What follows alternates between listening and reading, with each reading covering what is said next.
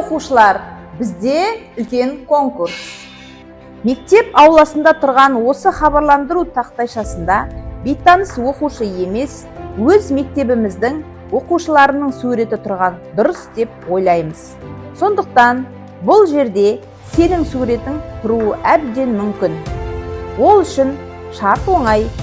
Ертеңнен бастап желтоқсан айының 1-ші жұлдызына дейін мектеп формасын сақтап, мектеп қабырғасында үлгілі тәртіппен жүрсе болғаны. Осылайша бастауыштан 2 оқушы, жоғары сыныптардан 2 оқушыны анықтаймыз.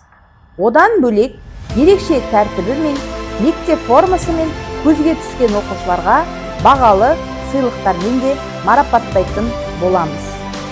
Оқу жылы аяқталғанға дейін осы жерге тұруға асық, құрметті біздің оқушылар.